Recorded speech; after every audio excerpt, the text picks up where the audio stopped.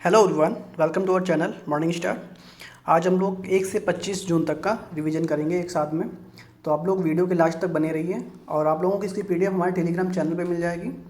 Telegram channel का नाम है मॉर्निंग स्टार। तो आप लोग वीडियो के लिंक जो है डिस्क्रिप्शन में मिल जाएगा, तो आप लोग वहाँ से टेलीग्राम चैनल ज्वाइन कर सकते हैं। तो हम लोग शुरू करते हैं संविधान संशोधन से।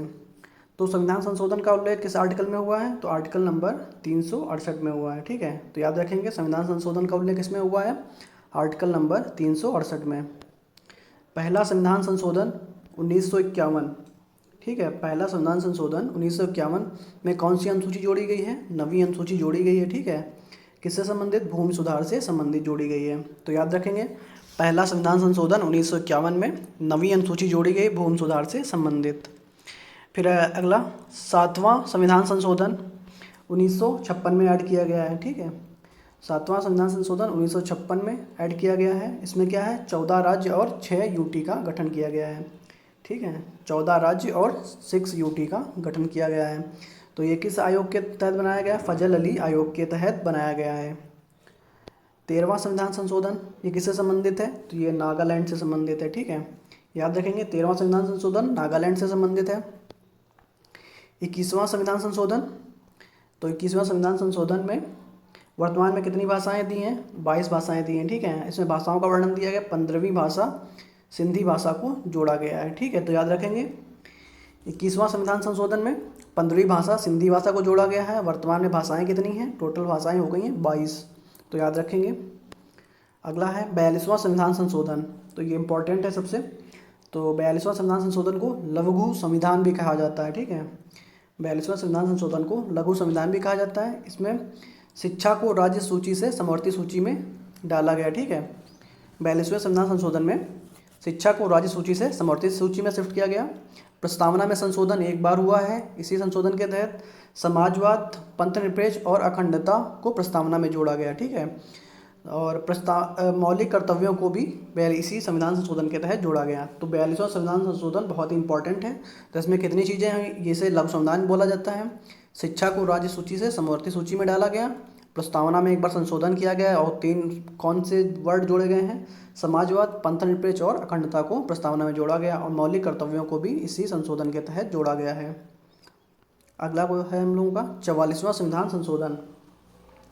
तो इसमें क्या होता है? संपत्ति के अधिकार को मौलिक अधिकार से निकालकर विधिक अधिकार बना दिया गया। ठीक है, 44वां संविधान संशोधन में संपत्ति के अधिकार को मौलिक अधिकार से निकालकर विधिक अधिकार बनाया गया। किस आर्टिकल के तहत किस में डाला गया है? तो आर्टिकल नंबर 300A। ठीक है, आर्टिकल नंबर 300A में संपत्ति के अधिकार को डाला गया है। अगला हम लोगों का 52वां संविधान संशोधन। तो ये कब जोड़ा गया है? 1985 में। ठीक है, इसमें 10वीं अनुसूची। ठीक है, 10वीं अनुसूची कब जोड़ी गई है? 1985 में। किस संविधान संशोधन के तहत? 52वां संविधान संशोधन के तहत। 61वां संविधान संशोधन क्या है? तो 61वां संविधान संशोधन ये 1989 में होता है। वोट डालने की उम्र 21 से 18 कर दी गई। ठीक है, ये भी इम्पोर्टेंट है। तो वोट डालने की उम्र 21 से 18 कब की गई?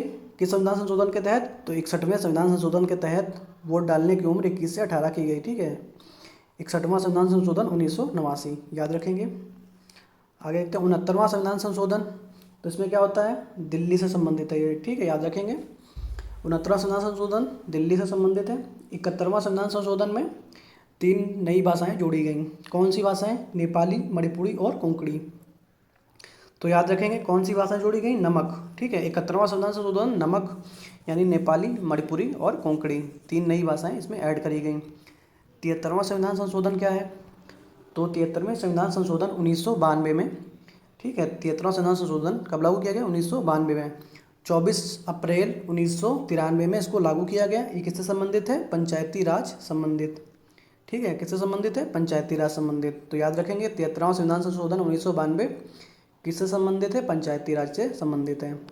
फिर 74वां संविधान संशोधन, 74वां संविधान संशोधन 1993। तो ये किससे संबंधित है? नगरीय निकाय से संबंधित है। ठीक है, किससे संबंधित है? नगरीय निकाय से। और इसमें ये किसमें शामिल किया गया है? अनुसूची 12 में शामिल किया गया है। तो 73वां किससे संबंधित है? पंचायती राज से। 74वां नगरीय निकाय से संबंधित है। तो याद रखेंगे। अगला हम लोगों का 86वां संविधान संशोधन 2002। ठीक है। 86वां संविधान संशोधन 2002, तो इसमें क्या जोड़ा गया है, आर्टिकल नंबर 21 है, निःशुल्क सहायता, निःशुल्क शिक्षा, सॉरी, कौन सा जोड़ा गया है, निःशुल्क शिक्षा जोड़ा गया है। ये कौन सा 11वां मौलिक कर्तव्य है, ठीक है, शिक्षा से संबंधित है। तो ये पहले कितने मौलिक कर्तव्य थे, 10 थे, तो ये जोड़ा गया तो कह सकते हो 11वां बन गया, ठीक है। तो याद रखेंगे किस आर्टिकल के तहत जोड़ा गया, 21 के तहत, तो ये इंपॉर्टेंट है, याद रखेंगे। 86वां संविधान संशोधन 2002 किससे संबंधित है, निःशुल्क शिक्षा से संबंधित है। अगला है 89वां संविधान संशोधन 2003, तो ये किससे संबंधित है, तो ये अनुसूचित जाति और अनुसूचित जनजाति से संबंधित है, ठीक है। तो कौन से आर्टिकल में रखा गया है इसको, अनुसूचित जाति, तो आर्टिकल नंबर 338 में रखा गया है, याद रखेंगे। 89वां संविधान संशोधन 2003 किस में रखा गया है, आर्टिकल नंबर 338 में अनुसूचित जाति को रखा गया, और आर्टिकल नंबर 338A में अनुसूचित जनजाति को रखा गया, याद रखेंगे। 91वां संविधान संशोधन 2003, तो इसमें मंत्रिपरिषद का आकार कैसा होगा, इसका वर्णन किया गया है, ठीक है। तो इसका संशोधन किया गया है, मंत्रिपरिषद का आकार कैसा होगा। 92वां संविधान संशोधन में 4 नई भाषाएं जोड़ी गई, ठीक है। कौन सी भाषाएं, बोडो, डोंगरी, संथाली और मैथिली, ठीक है। बोडो, डोगरी, संथाली और मैथिली जोड़ी गई। 97वां संविधान संशोधन 2011 किससे संबंधित है, तो ये सहकारी समिति से संबंधित है, याद रखेंगे। 97वां संविधान संशोधन 2011 सहकारी समिति से संबंधित है। 99वां संविधान संशोधन 2014, ये एकमात्र संविधान संशोधन है जिसे सुप्रीम कोर्ट ने गैर संवैधानिक घोषित किया है, ठीक है, तो याद रखेंगे। 99वां संविधान संशोधन 2014 ये एकमात्र संविधान संशोधन है जिसके तहत सुप्रीम कोर्ट ने इसे गैर संवैधानिक घोषित किया है। तो 100वां संविधान संशोधन में 3 बीघा कॉरिडोर, ठीक है, भारत को बांग्लादेश के बीच, ठीक है। 100वां संविधान संशोधन 3 बीघा कॉरिडोर भारत और बांग्लादेश के बीच में। 101वां संविधान संशोधन, तो ये 101वां कन्यादान यानी GST जोड़ा गया, ठीक है। 101वां में 121 यानी कि 101 यानी कन्यादान किया जाता है, तो मतलब याद रखने का वो है। तो एक GST इसमें जोड़ा गया है। लागू कब से किया जाता है, 1 जुलाई 2017 से लागू किया जाता है, और ये एक अप्रत्यक्ष कर है, याद रखेंगे। 102वां संविधान संशोधन, तो इसमें राष्ट्रीय पिछड़ा वर्ग को संवैधानिक आयोग बनाता है, ठीक है। 102वां संवैधानिक आयोग राष्ट्रीय पिछड़ा वर्ग को संवैधानिक आयोग बनाता है। 103वां संविधान संशोधन, आर्थिक रूप से पिछड़े समुदाय के लिए 10% आरक्षण दिया गया है। जो भी जनरल कैटेगरी में जो 10% आरक्षण मिलता है, तो वो 103वें संविधान संशोधन के तहत रखा गया है। 104वां संविधान संशोधन 2019, SC ST का आरक्षण, ठीक है, 10 वर्ष के लिए आगे बढ़ा दिया गया, तो याद रखेंगे। 104वां संविधान संशोधन 2019 SC ST का सीटों का आरक्षण जो है 10 वर्ष के लिए आगे बढ़ाया गया। 105वां संविधान संशोधन, नवीनतम संविधान संशोधन कौन सा है, तो ये 105वां संविधान संशोधन है। आगे देखते हैं, अब हम लोग रिवीजन करते हैं जो भी जून का है। मौखिक स्वच्छता अभियान के लिए स्माइल एम्बेसडर से नामित कौन हुआ है, तो सचिन तेंदुलकर, ठीक है। किसने किया है, महाराष्ट्र सरकार ने किया है, तो याद रखेंगे किसने किया है, महाराष्ट्र सरकार ने किया है।